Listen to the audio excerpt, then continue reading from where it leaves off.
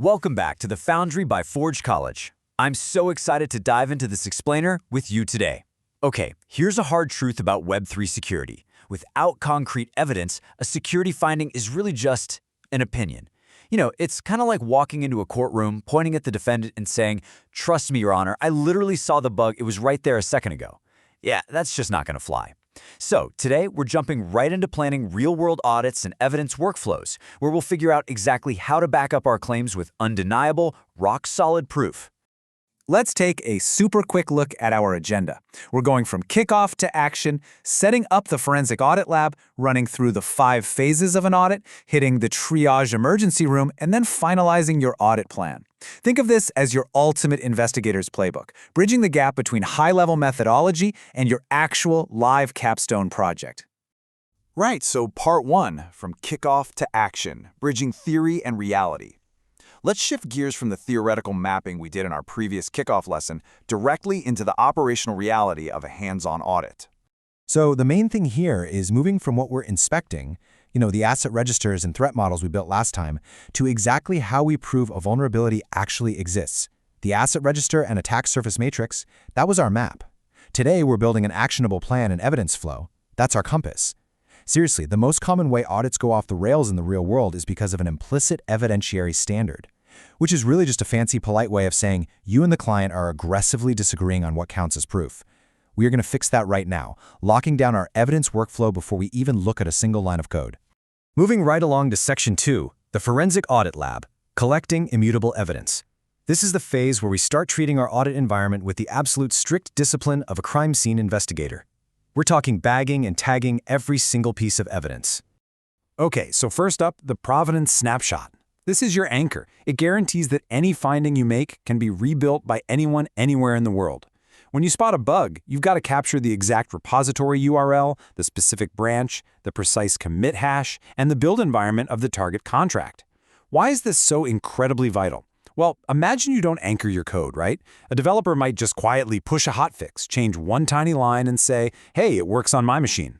Suddenly, your brilliant hard-earned finding just evaporates into thin air. A solid provenance snapshot completely prevents that little magic trick. Now, in that same vein, capturing a transaction trace turns a fleeting, manual observation into a totally objective, undeniable artifact. This includes the transaction hash, the trace JSON, and the decoded inputs and outputs. You're effectively freezing a moment in time on the blockchain to say, look, right here under these exact conditions, this is where the exploit happens. No wiggle room. It removes absolutely all doubt and makes your finding completely reproducible. To guarantee that reproducibility, you need a very strict checklist of minimum metadata. We've got 5 key artifact types to track here. First up, the source snapshot. You need that repo URL and commit hash to prove the code's provenance.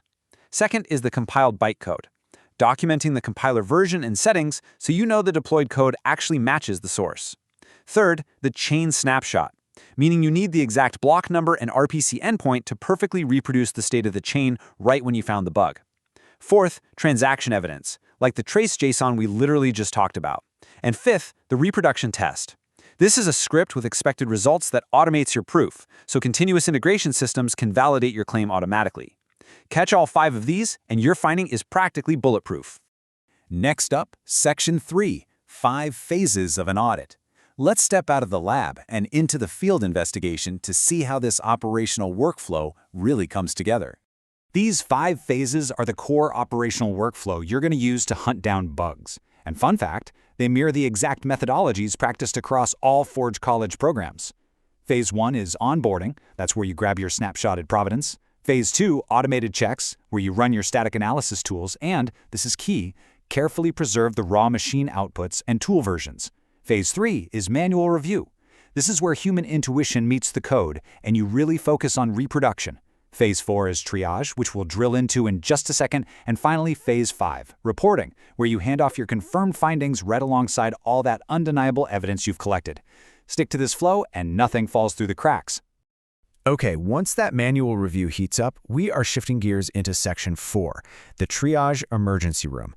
This is all about prioritizing those live bugs. In triage, you have to make super quick assessments to allocate your team's time effectively. We're leaving the quiet lab and entering a fast-paced environment. To do this, we use 3 distinct triage gates. First up, stop. This is a total code red.